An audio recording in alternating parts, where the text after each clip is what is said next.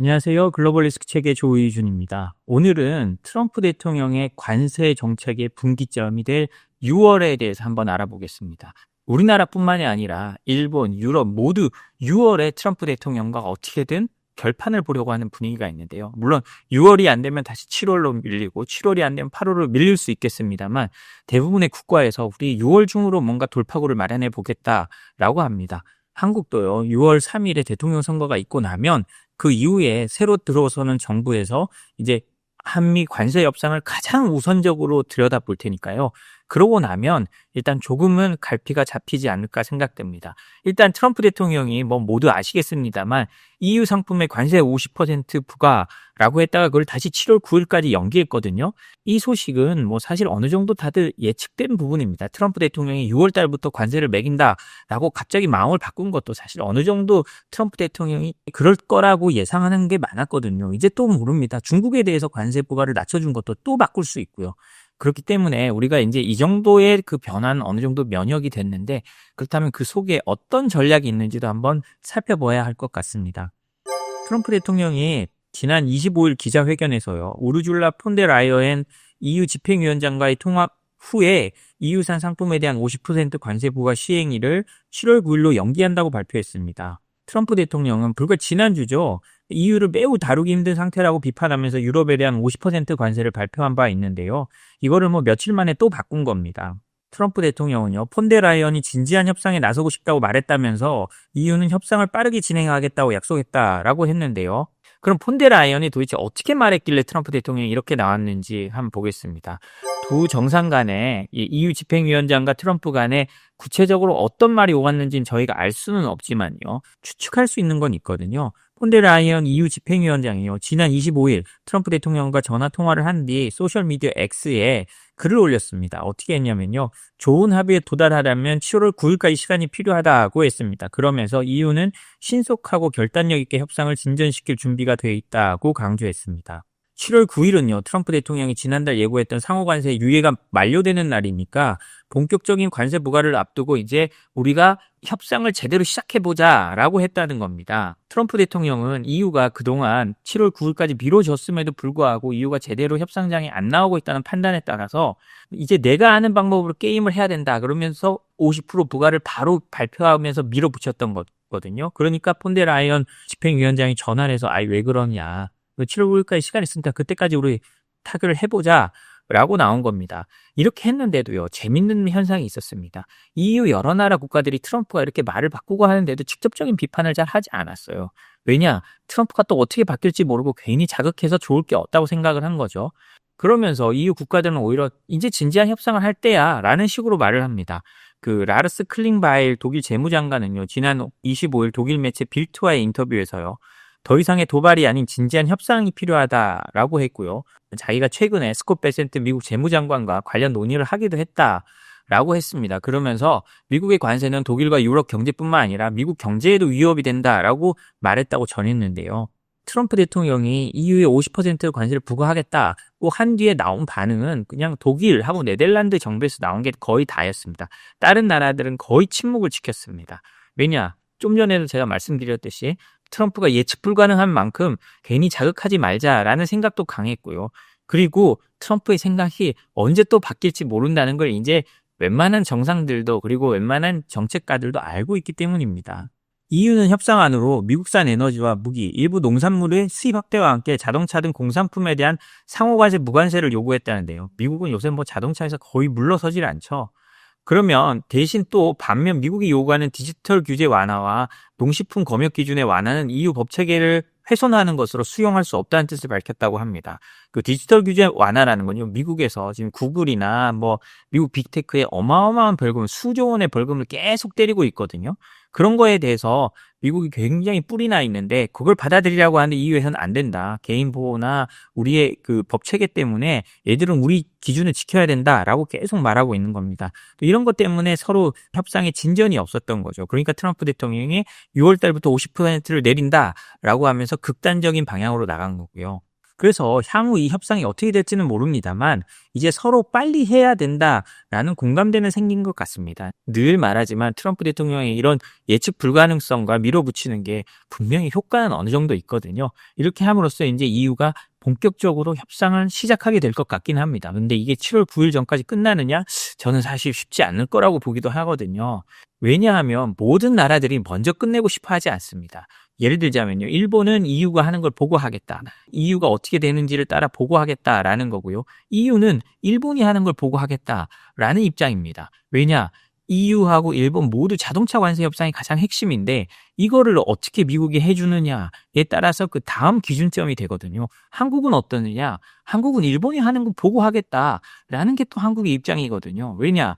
우리도 자동차가 핵심이고 미국에 수출하는 게 EU나 일본과 거의 겹치는데 저 나라들이 어떻게 결론을 내는지를 보고 거기에서 0.1%라도 우리가 좀 더 좋은 결론을 내보겠다라는 게 모두의 협상 전략이기 때문에 서로의 눈치만 보고 있는 겁니다. 다음은 일본의 전략을 한번 보겠습니다. 일본의 이시바 총리는요, 6월 G7 회담을 염두에 두고 미국과 관세 협상을 하겠다라고 합니다. 이 G7 협상은요, 캐나다에서 15일에서 17일 사이에 열립니다.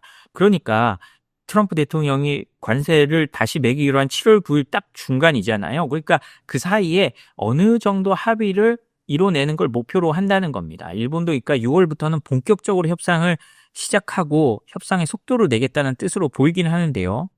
이시바 총리는요, 지난 25일에 해상 자위대 호위함 시찰 행사 도중에 취재진과 만났어요. G7 정상회담을 염두에 두고 논의를 진행할 것이라고 말을 했다고 합니다. 그러면서 쇄빙선은 일본 기술에 상당한 우위성이 있다면서 북극 항로를 포함한 쇄빙선이 양국 협력의 중요한 축이 될 수 있다고 언급했다고 합니다. 그러니까 자신들도 우리가 늘 말하잖아요. 한국도 조선이나 쇄빙선 가지고 미국과 딜을 해야 된다라고 말하는데 일본도 똑같이 그렇게 딜을 하겠다는 생각을 갖고 있는 겁니다. 그리고 일본은 지난 23일 미국 협상단하고 3차 관세 협상을 진행했고요. 이 자리에서는 무역 확대, 비관세 조치, 경제안보 협력 등 다양한 주제가 논의됐다고 하는데요. 일본 측 협상 대표인 이카자와 료세이 경제 재생상은요, 귀국 직후 도쿄 하네다 공항에서 기자들에게 이렇게 말했다고 합니다. 일본은 미국의 1년의 관세 조치가 유감이고 재검토를 요구한다는 입장을 일관되게 제시했다라고 하면서요. 정상회담을 기회로 무언가 합의가 되어 있다면 매우 좋을 것이라고 말을 했다고 합니다. 그러니까 G7 전에 뭔가 합의를 해서 거기서 상징적이라도 발표를 하고 싶다는 거죠.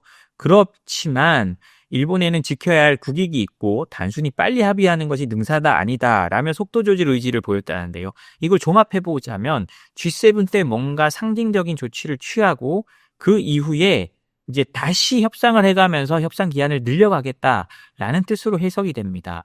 그런데 지금 현재 드러난 것만으로 보면요, 양국의 거리가 상당히 멀어 보이거든요. 미국 측은요, 철강 알루미늄 관세 25%도 협상 대상이 아니다. 자동차도 25% 관세를 적용 중인데 이것도 협의 대상이 아니다라고 미리 말을 해놓고 있습니다. 그리고 상호관세, 일본에 부여된 상호관세 24% 중에 보편관세 10%는 전 세계에 공통으로 적용돼 있어서 재검토 불가능하다는 입장인데요. 일본은 뭔 소리냐, 상호관세 24% 전체가 재검토 대상이 되어야 하고 특히 자동차 관세에 대해서는 재검토 해야 된다라고 강하게 주장하고 있습니다. 일본이나 한국이나 특히 일본 입장에서는 자동차가 가장 큰 수출품이기 때문에 이 부분에 대해서 양보하기가 쉽지 않은 겁니다. 이런 걸 보면요, 전 세계의 이제 협상이 6월 달에 집중돼 있고요. 6월 달에 어떤 결론이 나오느냐, 그리고 어떤 중간 발표들이 있느냐에 따라 다른 나라와의 관세 협상도 그 물줄기가 잡힐 것으로 보이는데요. 그게 EU냐 아니면 일본이냐의 차이가 있을 것 같습니다. 그렇지만 서로 모두가 눈치 게임을 하고 있고 그 6월 15일에서 17일 열리는 G7 정상회담이 다가오면 누가 먼저 어느 정도 구체적이지는 않더라도 상징적인 합의안을 발표할까에 관심이 쏠릴 것 같습니다. 미국이나 이 서방에서 가장 우려하는 게 그겁니다. 중국산 물품, 사소한 거라도 가져왔을 때 그 안에 혹시 그 나라를 해킹하거나 그 나라의 기본 인프라를 무력화시킬 스파이웨어나 장비들이 들어가 있지 않은지에 대한 걱정인데요. 오늘 그에 대한 기사가 하나 났습니다. 덴마크에서요, 수입 에너지 설비에서 의심스러운 부품이 발견됐다고 합니다. 수입 에너지 설비라고 하면서 태양광 설비용 수입 회로 기판이라는 보도가 나왔는데요. 태양광 관련된 부품은 주로 중국에서 수입됩니다. 어느 나라인지 밝히진 않았지만 중국으로부터 들여온 태양광 설비 중에요. 그 안에 의심스러운 국가 안보를 위해할 만한 의심스러운 물건이 들어와 있었다는 겁니다. 덴마크의 에너지 산업단체인 그린파워 덴마크가 정기 검수 중에요. 태양광 설비용 수입 회로 기판에 설명되지 않는 정체불명의 전자부품이 발견됐다고 덴마크의 에너지 전문 매체가 보도했습니다. 해당 부품은 원래 설계상 포함되지 않은 구성 요소고요. 기능이나 용도가 불분명했고 단순한 제작상 실수로도 보기 어려운 정황이 발견된 것으로 알려졌습니다. 그린파워 덴마크의 요르겐 크리스텐슨 기술 책임자는요. 이 부품은 시스템 내에 존재해서는 안 되는 구조라면서요. 실제로 외부와 통신하거나 시스템 제어 기능을 수행할 수 있는 가능성도 배제할 수 없다고 밝혔습니다. 그러면서 공급업체가 고의성을 가졌다고 단정하기는 어렵지만 그런 해석과는 무관하게 이런 부품이 에너지망에 포함되는 건 보안상 심각한 문제라고 했거든요. 그러니까 정체불명의 부품이 들어가 있었고 그게 제대로 활성화됐을 경우 덴마크의 에너지망에 심대한 영향을 끼칠 수 있었다는 거죠. 그러면서 유럽 태양광 업계를 대표하는 로비단체인 솔라파워 유럽의 관계자는요. 이번 사건은 매우 중대한 우려 사안이라면서 에너지 장비 전체에 대한 포괄적이고 투명한 조사가 필요하다라고 밝혔습니다. 그러니까 유럽에 들어와 있는 에너지망을 다시 한번 조사해서 그 안에 중국이 우리를 방해할 수 있는 것들이 있는지, 태양광 패널 같은 걸 만드는 데서 어떤 에너지망을 침투할 수 있는 스파이웨어가 들어가 있는지 같은 걸 한번 전체적으로 다시 봐야 된다는 거거든요. 미국 에너지 당국 역시 풍력 발전 설비에서 중국산 통신 장치를 발견했다고 미국의 매체 스트레이트 에로 뉴스가 지난 15일 보도하기도 했습니다. 해당 장치는요, 통신 네트워크에서 방화벽을 우회하거나 전력망의 정상 작동을 방해할 수 있는 기능을 포함하고 있었고, 이는 미국 내에서 이미 문제된 바 있는 중국산 태양광 인버터 및 배터리 통신 기능과 유사한 구조였다고 합니다. 그러니까 미국도 태양광 설비를 많이 하니까, 그리고 중국이 거기에 대해서 많은 설비를 공급하고 있으니까 들여왔는데 그 안에 이해할 수 없는 부품들이 있었다는 거죠. 혹시나 이것들이 미국의 에너지 전력망을 망가뜨릴 수도 있다라는 의심을 하기 충분하다는 겁니다. 그래서 미국 내에서도요, 에너지 기반 시설에 대한 전면적인 보안 점검이 필요하다는 경고가 다시금 나오고 있다고 합니다. 이걸 보면요, 국가 간 사이버 전쟁이 이런 에너지 설비에까지도 영향을 미치고 있다는 것을 저희가 분명히 알 수 있는데요. 한국도 중국산 태양광 패널이나 이런 게 많이 들어오고 있는 걸로 알고 있습니다. 가격 때문에요. 그럼 그렇게 생각했을 때 과연 그게 안전할 수 있을지 우리가 100% 확신할 수 있을까요?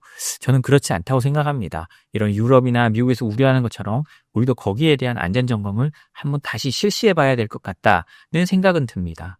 전에도 전해드린 적이 있는데요. 러시아에서요, 우리나라 현대차 같은 데서 공장을 러시아에 그냥 $17 정도 되는 그냥 말도 안 되는 금액에 그 러시아 공장을 넘기고 나중에 바이백하는 조건을 달아서 나간 걸로 알고 있는데요. 러시아 하원에서 외국 기업이 복귀할 때 바이백을 제한하는 법안을 추진하고 있답니다. 저희가 간단히 한번 살펴보고 있습니다.